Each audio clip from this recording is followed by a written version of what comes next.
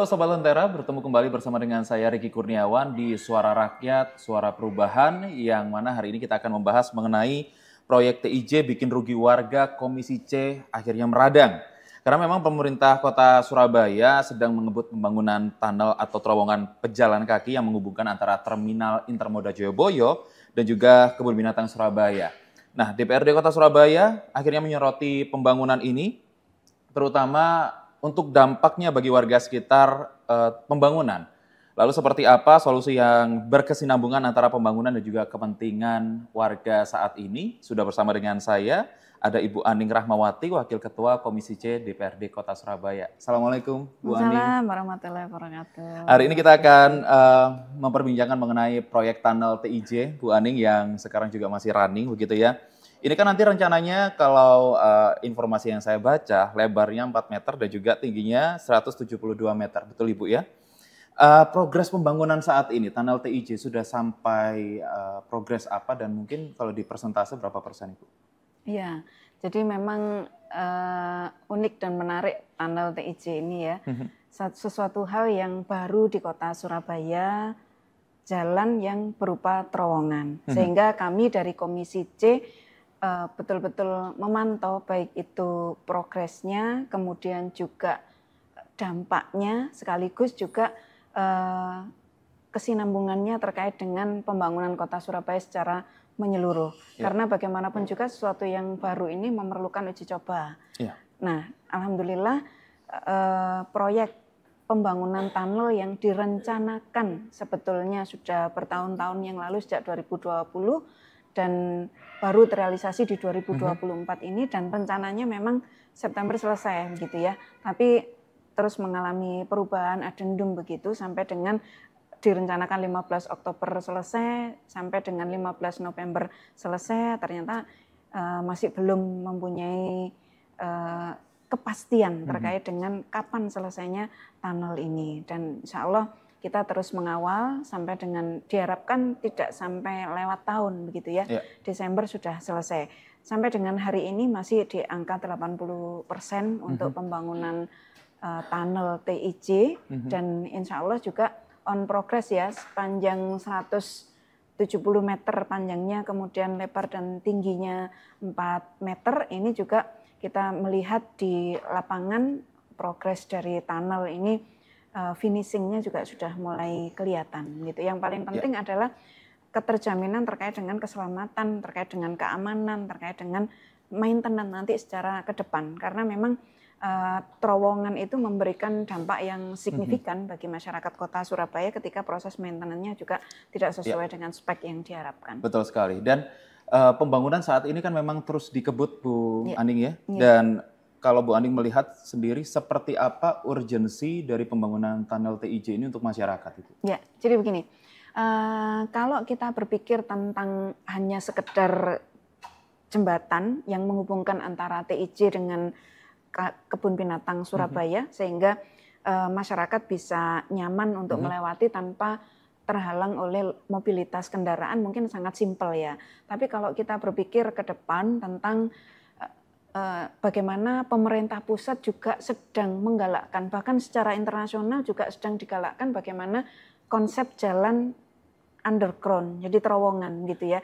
Yang itu yang pertama mengurangi kemacetan, yang kedua mengurangi polusi, kemudian juga yang ketiga secara estetika juga tentunya akan mengundang banyak warga untuk penasaran begitu ya. Sebetulnya seperti apa sih terowongan, kalau kita berpikir terowongan Mina begitu ya. Nah, di Surabaya ini belum ada konsep yang berupa terowongan, sehingga kemarin secara anggaran itu juga sempat beberapa kali tercoret karena yang pertama keamanan, yang kedua juga maintenance nanti ke depannya seperti apa.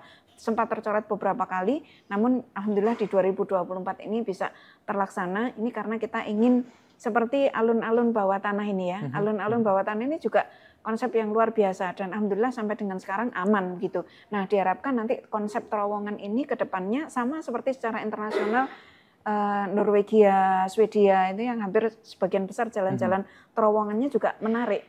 Bebas hambatan, bebas macet, bebas polusi, sekaligus juga nanti akan menjadi alternatif kota yang ramah lingkungan, yang tadi disebut Mas Rizky berkelanjutan, sehingga pada akhirnya konsep terowongan ini nanti akan satu, yang pertama menggeliatkan, kita melihat sekarang di TIJ itu sendiri banyak tenan-tenan yang kurang begitu berfungsi, banyak yang kosong, kalaupun ada tenan-tenan ini ternyata juga belum ramai. Yang meramaikan, yang datang hanya sekitar kawasan dinas perhubungan saja, teman-teman yang saat itu sedang berada di lokasi untuk bekerja dan yang lain-lain. Tapi untuk mengharapkan pengunjung KBS yang sekarang juga sudah mulai banyak untuk datang ke TIJ, itu juga belum ada geliatnya. Sehingga diharapkan dengan konsep terowongan ini tidak hanya menjadi jembatan atau jalan penghubung antara TIJ dengan KBS, kita mendorong betul anggaran senilai 35,5 miliar ini tidak hanya sekedar berupa jalan, tapi multiple efeknya juga terasa. Yang pertama, tenan-tenan yang ada di TIJ itu semuanya bisa bergerak. Kemudian yang kedua, para pedagang yang UMKM yang ada di sekitar TIJ maupun di KBS ini juga menggeliat, gitu. Dan yang tidak kalah pentingnya juga objek wisata baru, karena nanti tidak hanya tunnel, tapi juga pintu unik dari tunnel ke KBS itu nanti didesain yang indah begitu, yang instagramable dan yang lain-lain begitu ya, sehingga diharapkan nanti tunnel ini bukan hanya sekedar jalan atau jembatan, tapi tunnel ini mau bagaimanapun juga nanti diharapkan kita dorong untuk mengungkit objek wisata, kemudian yang kedua juga mengungkit geliat perekonomian, sebagaimana kita berhasil mengungkit yang di Tunjungan. Sekarang fokus di Kota Lama, insya Allah tunnel ini juga akan menjadi objek wisata baru yang masyarakat mungkin tentunya akan bertanya-tanya konsepnya seperti apa terowongan. Nah, itu nanti yang akan kita kuatkan dari sisi anggaran yang lumayan besar, 35,5 miliar untuk sebuah terowongan. Kalau JPO paling kan hanya sekedar berapa miliar begitu ya.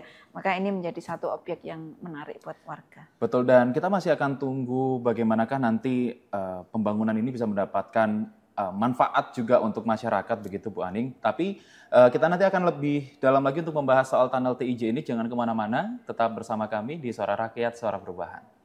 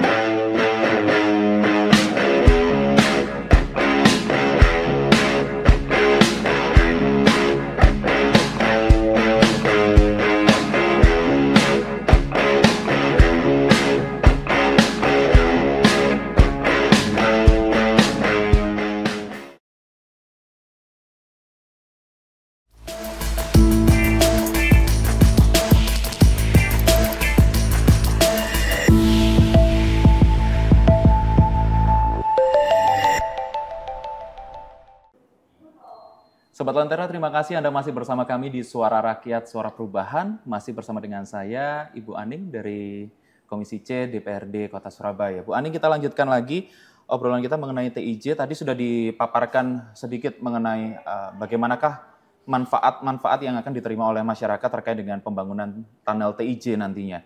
Tapi lebih dari itu, tentu ada banyak sekali dampak yang terjadi di masyarakat, banyak yang mengeluhkan rumahnya retak-retak, banyak yang mengeluhkan airnya juga begitu. Nah, apakah ini juga menjadi salah satu alasan utama kenapa tunnel TIJ ini menjadi sorotan utamanya teman-teman dari Komisi C, Ibu? Iya, jadi sebelum kemarin ada yang hearing di DPRD Kota Surabaya, sudah banyak keluhan yang muncul terkait dengan pembangunan mulai dari kemacetan, kemudian juga pipa PDAM. Nah, terakhir yang pada akhirnya terpaksa harus hearing RDP di DPRD Kota Surabaya, masyarakat yang terdampak langsung gitu ya. Dan memang bagaimanapun juga dari dinas terkait, kemudian juga dari pelaksana proyek yang ada di lapangan sebetulnya sudah sangat mengantisipasi terkait dengan dampak-dampak yang mungkin muncul dengan adanya kajian-kajian lingkungan, kemudian persetujuan lingkungan, andalalinnya juga sudah kita upayakan, namun masih saja ada yang meleset sehingga terpaksa akhirnya Komisi C memanggil pihak yang terkait untuk menyelesaikan agar dampaknya tidak semakin meluas, kemudian juga masyarakat yang terdampak ini juga merasa nyaman gitu ya, karena ternyata masyarakat radius 50 meter dari pembangunan TIJ itu terpaksa harus mengungsi ke musola begitu ya. Salah satu hal yang mungkin bagi kita sangat memprihatinkan sekelas Kota Surabaya, ternyata dampaknya masih belum bisa terminimalisir sehingga masih harus menggunakan musola untuk melakukan mandi cuci dan yang lain-lain begitu. Sehingga kemarin kita meminta penjelasan dari Dinas Perhubungan Kota Surabaya selaku pemangku anggaran gitu ya, dan juga pelaksana proyek juga kita hadirkan. Alhamdulillah pemerintah Kota Surabaya sangat akomodatif dalam hal ini ya, melakukan survei langsung, kemudian juga bertemu dengan masyarakat secara langsung, bahkan yang tidak radius 50 meter juga tercover yang terdampak. Dan kita melihat progres dari kita memanggil RDP dengan dinas dan juga kontraktor kemarin langsung ditindaklanjuti dengan langsung dari pihak Dinas Lingkungan Hidup melakukan proses survei, kemudian melihat apakah betul sumur yang kemarin terdampak dengan pemasangan tiang pancang dari proyek yang sempat berhenti, airnya tidak mengalir, kemudian juga sudah ada yang merasakan gatal-gatal begitu ya. Apakah nanti itu merupakan dampak dari proyek, kemudian juga pasca dari pembangunan tunnel ini nanti apakah juga tetap airnya itu masih layak, parameter dari lingkungannya masih bisa layak digunakan. Nah, itu sudah langsung terjun dari pihak DLH, apresiasi untuk DLH begitu ya. Dan insya Allah kemarin setelah pasca kita panggil, beberapa hari setelahnya juga air itu sudah mulai kembali normal meskipun bertahap begitu ya, karena memang dampak pemasangan tiang pancang itu sendiri ketika sudah selesai dilakukan, alhamdulillah kembali seperti semula. Termasuk juga ganti rugi, termasuk juga keretakan rumah itu juga sudah betul-betul dihitung oleh kontraktor gitu ya, dan terselesaikan dengan baik. Sudah tidak ada lagi gejolak yang ada di lapangan dan diharapkan nanti ke depan sumurnya ini juga kembali normal sesuai dengan parameter air yang bisa dipakai, karena mereka mau menggunakan PDAM juga belum bisa karena belum status tanahnya juga belum jelas, sehingga untuk sambungan rumah atau SR ini masih belum bisa. Akhirnya mereka tetap bersikukuh menggunakan air sumur yang layak untuk mereka gunakan. Tentunya dampak negatif ini kan sedang berusaha untuk dikerjakan sedemikian rupa oleh dinas-dinas terkait gitu Bu Aning. Tapi saya juga kepingin tahu sebenarnya kalau dari dana yang digelontorkan tadi kan sekitar dana proyeknya 35 miliar lebih begitu.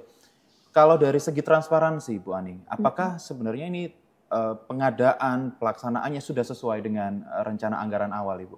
Ya, jadi memang histori dari proyek pembangunan tunnel TIJ ini kemarin sempat beberapa kali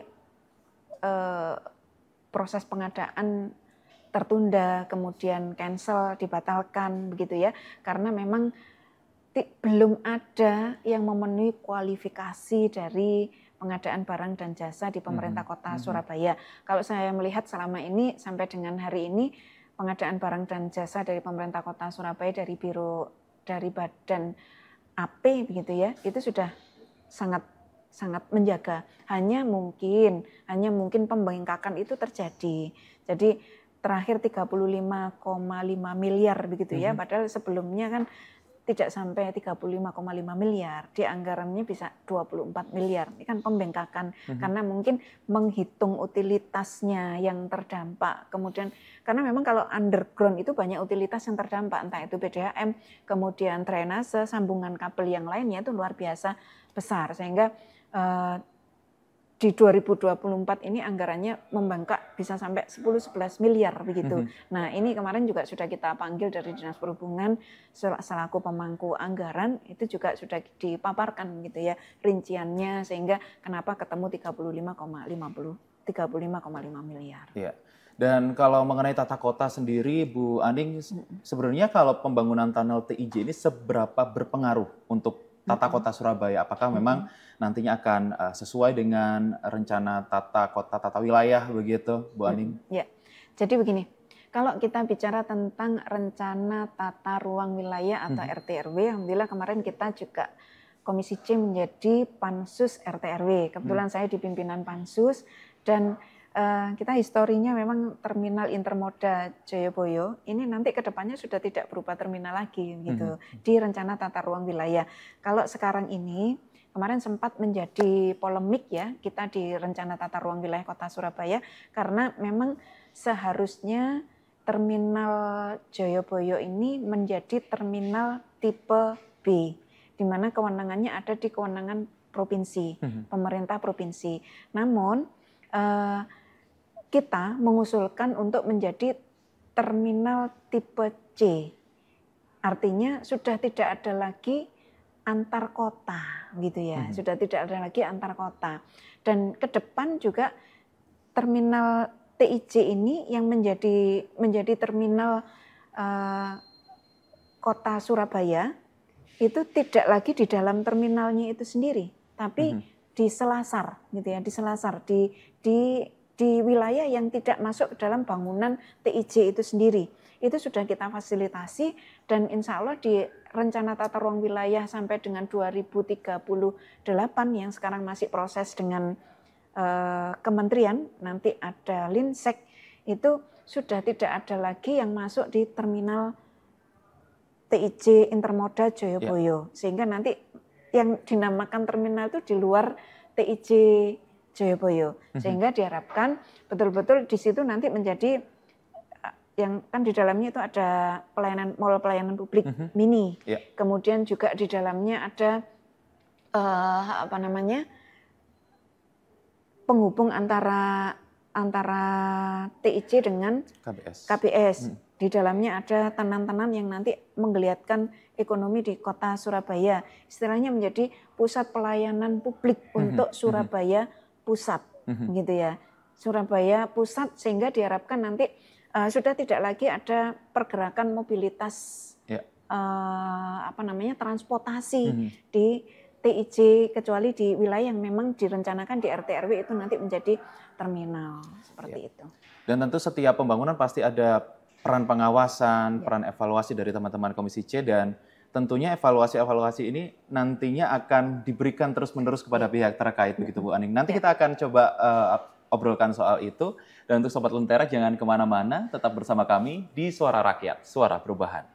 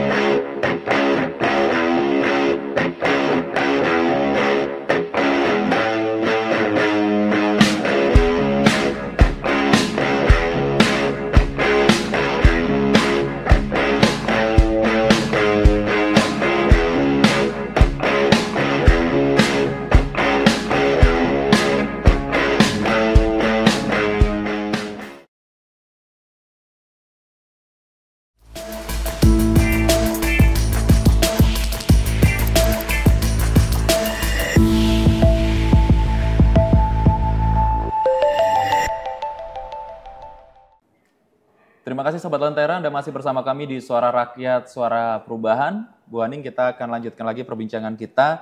Nah, kali ini saya ingin tahu dari teman-teman Komisi C DPRD Kota Surabaya sendiri, bagaimana langkah konkretnya Ibu untuk memastikan bahwa pembangunan ini nanti benar-benar akan berdampak positif untuk masyarakat, kemudian dampak negatifnya bisa diminimalisir begitu, Bu Aning? Iya, jadi ada kewenangan gitu ya untuk penguatan UMKM, kewenangannya ada di Disput-Porapar dan Dinas Koperasi.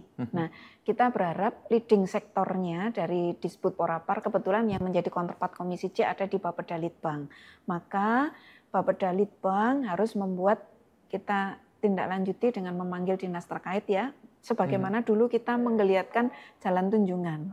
Jalan Tunjungan itu kita panggil dulu Komisi C lintas sektor seluruh dinas. Alhamdulillah sekarang pendapatannya naik, PAD-nya naik, kelihatan ekonominya naik, dan menjadi Malioboro-nya Kota Surabaya begitu kan. Betul. Sekarang Jalan Tunjungan. Kota Lama juga sama. Nah, untuk yang di TIJ itu kita nanti juga akan memanggil, kita sudah berkomunikasi dengan dinas terkait, dengan dinas perhubungan tentunya sebagai pemangku anggaran. Nanti kita melibatkan seluruh dinas, dalam hal ini leading sektornya di Disput-Porapar dan juga dinas koperasi. Untuk apa? Terutama untuk menguatkan UMKM yang nantinya saat ini existing masih sedikit.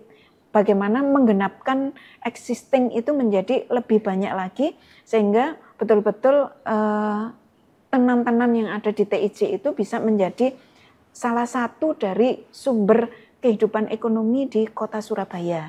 Tentunya dengan mall pelayanan publik yang saat ini juga sudah berjalan, itu nanti akan semakin menguatkan. Nah, ini perlu lintas sektor, Mas Rizky. Jadi tidak hanya dari Dinas Perhubungan selaku pengelola TIJ, tapi juga pengelola dari UMKM yang ada di sekitar TIJ itu sendiri juga perlu dikuatkan. Maka kita sebagaimana dengan Jalan Tunjungan, nanti kita akan mengundang lintas sektor untuk merumuskan gitu ya, untuk merumuskan bagaimana supaya betul-betul geliat ekonomi itu langsung terlihat gebyarnya. Kalau sekarang kan masih terminal intermoda Joyoboyo, belum kelihatan jembatan Sawung-Galing ini menjadi salah satu objek ekonomi dan pariwisata. Nanti ketika tunnel ini juga sudah menjadi objek ekonomi dan pariwisata, tentunya ini akan menjadi satu kesatuan yang holistik begitu, yang dimana tidak hanya menjadi objek wisata, tapi juga menjadi pusat ekonomi Kota Surabaya, pusat pelayanan publik Kota Surabaya,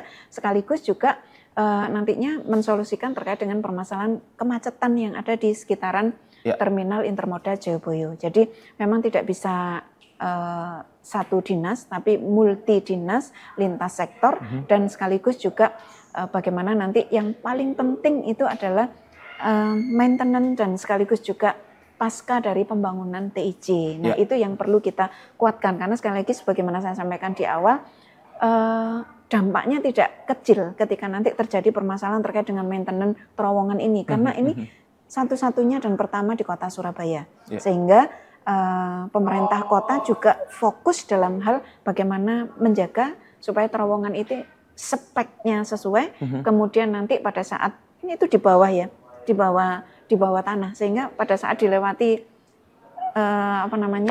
muatan yang memang sudah sesuai spek itu harus kuat. Maka dari ITS juga nanti harus turun tangan untuk memastikan bahwa memang layak untuk dijalankan. Iya, dan tentu harapan kita semua sama begitu ya, bahwa tunnel TIJ ini bisa dinikmati oleh seluruh warga Kota Surabaya terutama, Bu Aning. Tapi bagaimana dari teman-teman Komisi C DPRD Kota Surabaya sendiri memastikan bahwa untuk penyandang disabilitas kelancaran aksesnya ini dijamin aman, nyaman begitu, Bu Aning? Ya, jadi sekarang semua pembangunan berkelanjutan gitu ya. Insya Allah terkait dengan disabilitas ini juga diakomodir oleh pemerintah Kota Surabaya. Nanti kita akan pastikan sebelum finishing gitu ya, sebelum finishing untuk kegiatan baik itu pejalan kaki, penyeberang jalan yang disabilitas itu fasilitasnya sudah betul-betul aman, nyaman, dan layak untuk digunakan oleh penyandang disabilitas. Karena memang di bawah tanah ya, sehingga diharapkan dari pemerintah kota juga betul-betul memfasilitasi. Angka 35,5 itu sudah kita anggarkan termasuk juga untuk penyandang disabilitas. Iya, baik. Nah ini mungkin terkait dengan pembangunan tunnel TIJ ini tentu semua warga Kota Surabaya juga menunggu kepastiannya seperti apa dan manfaatnya akan sebesar apa begitu. Tentu ada saran dari teman-teman Komisi C DPRD Kota Surabaya, mungkin saat ini diwakili oleh Bu Aning. Apa yang mau disampaikan untuk pemerintah Kota Surabaya dan masyarakat Kota Surabaya sendiri, Ibu? Ya, kita sangat berharap pemerintah Kota Surabaya betul-betul mampu untuk membuat terowongan tunnel TIJ ini bisa memberikan kemanfaatan yang lebih luas, baik itu untuk UMKM yang nantinya ada di Terminal Jayabaya maupun di sekitaran KBS, kemudian juga mampu memberikan daya ungkit bagi pariwisata Kota Surabaya dengan adanya tunnel yang merupakan satu-satunya dan yang pertama di Kota Surabaya. Tentunya masyarakat Kota Surabaya ingin sekali melihat objek wisata yang baru ini, baik itu untuk bagaimana bisa mengaktualisasikan dirinya sebagai warga bangga Kota Surabaya. Tentunya ikon Kota Surabaya ini nanti juga mampu mencerminkan kultural bagi masyarakat Kota Surabaya, bahwa wujud dari tunnel, kemudian pintu penghubung antara tunnel dengan KBS ini juga nanti akan memberikan simbol bahwa ini Surabaya. Diharapkan masyarakat Kota Surabaya nanti juga bisa memanfaatkan dengan sebaik-baiknya objek wisata baru terowongan Kota Surabaya, tunnel TIJ, sekaligus juga bisa untuk turut menjaga tunnel TIJ ini menjadi satu-satunya terowongan terbaik dan insya Allah nanti bisa memberikan manfaat yang terbaik bagi warga Kota Surabaya. Ya, poin pentingnya adalah bahwa ini harus dijaga karena ini juga termasuk ikon Kota Surabaya begitu Bu Aning ya. Betul. Dan harapannya adalah ini bisa memberikan dampak positif untuk seluruh masyarakat Kota Surabaya. Bu Aning Rahmawati, Wakil Ketua Komisi C DPRD Kota Surabaya, terima kasih banyak atas waktunya dan terima kasih juga untuk Sobat Lentera yang sudah menyaksikan Suara Rakyat, Suara Perubahan. Saya Ricky Kurniawan pamit undur diri, sampai jumpa.